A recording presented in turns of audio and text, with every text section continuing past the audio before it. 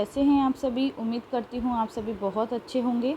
चलिए बच्चों, आज हम सभी सॉल्व करेंगे हमारे विषय सामाजिक विज्ञान की वर्कशीट कार्यपत्र 3। तिथि है 23 जुलाई 2021। बच्चों कक्षा 7 की मैं यहाँ बात कर रही हूँ। आज का उपविषय है यूरोपीय व्यापारियों का भारत आगमन।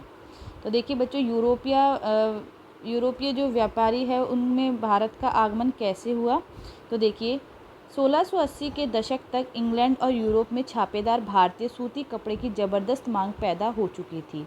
आकर्षक फूल पत्ती, बारीक रेशे और सस्ती कीमत की वजह से भारतीय कपड़े का एक अलग ही रुतबा था।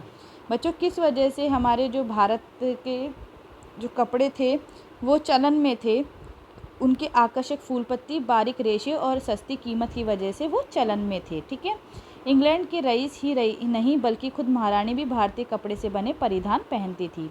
दुनिया के बाजार पर भारतीय कपड़े का दबदबा 18वीं सदी के आखिर तक बना रहा।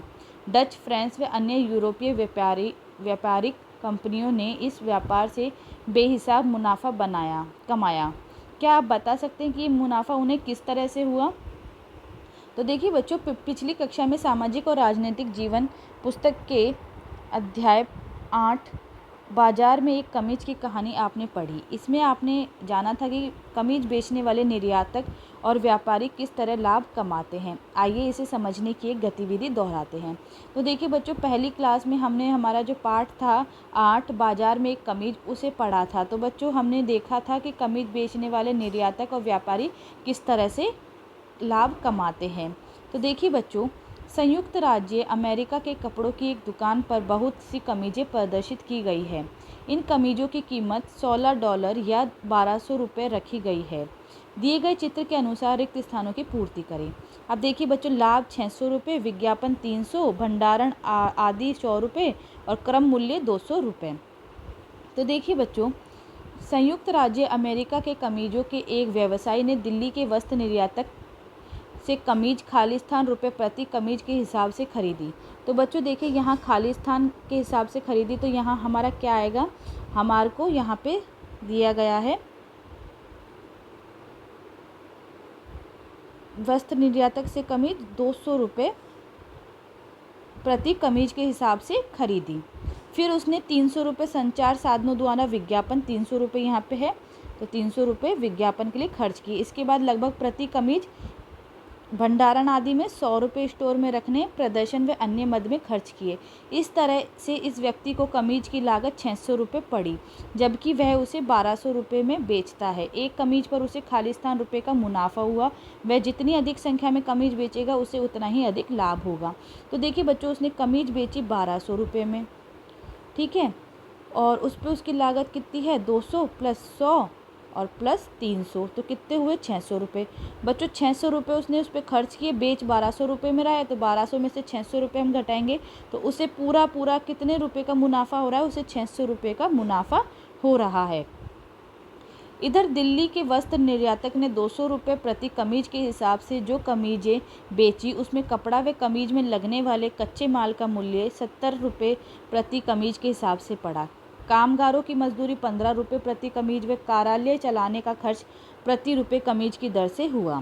प्रश्न पूछा है बच्चों हमसे, वस्त्र निर्यातक को प्रति कमीज पर मिलने वाले लाभ की गणना कीजिए।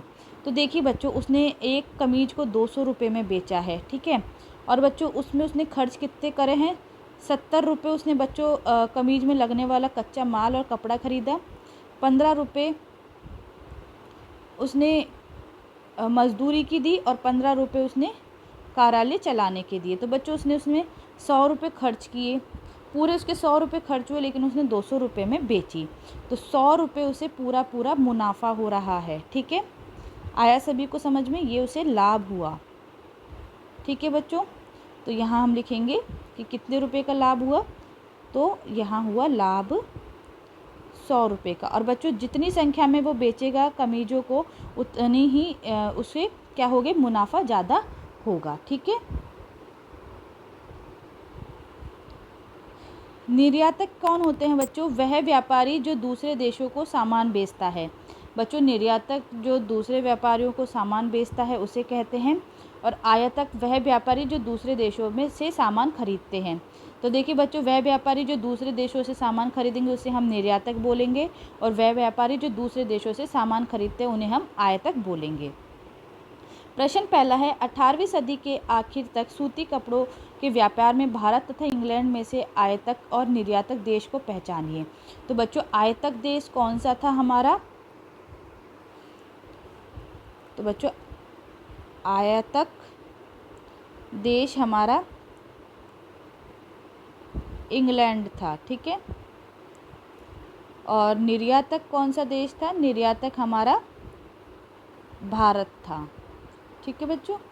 अगला देखिए प्रश्न 2, 18वीं सदी के आखिर तक इंग्लैंड और यूरोप में भारतीय सूती कपड़े की ज़बरदस्त मांग के क्या कारण थे? बच्चों, जो हमारे 18वीं सदी थे उसके आखिर तक इंग्लैंड और यूरोप में भारतीय सूती कपड़े की ज़बरदस्त मांग के क्या कारण हो सकते हैं? तो देखिए बच्चों, आप सभी को यहाँ पे मैंने बताया था कि आकर्षक फूल पत्ती, बारीक रेशे और सस्ती कीमत की वजह से भारतीय कपड़े का एक अलग ही रुतबा था, ठीक है। तो यहाँ तक हम लिखेंगे। तो लिखिए। तो देखिए बच्चों, मैंने आप सभी को यहाँ पे बताया कि आकर्षक फूल पत्ती, बारीक रेशे और सस्ती कीमत की वजह से हमारा जो भारतीय सूती कपड़ा है वो ज़बरदस्त मांग में था, ठीक है। तो इस तरह से बच्चों आप सभी को ये वीडियो कंप्लीट करनी है। उम्मीद करती हूँ बच्चों आप सभी को अच्छे से समझ में आया होगा वीडियो। तो बच्चों आप सभी लाइक बटन दबा करके वीडियो को लाइक ज़रूर कीजिए, ज़्यादा से ज़्यादा वीडियो को शेयर कीजिए। साथ ही साथ नीचे दिए गए कमेंट बॉक्स में कमेंट ज़रूर करके बताइए कि आप सभी को मेरा वीडियो कैसा लगा। और जिन्होंने अभी तक मेरे चैनल को सब्सक्राइब नहीं किया है, जल्दी से सभी मेरे चैनल को लाल बटन दबा करके ज़रूर सब्सक्राइब कीजिए। Thanks for watching the video. आप सभी का बच्चों वीडियो देखने के लिए बहुत बहुत धन्यवाद।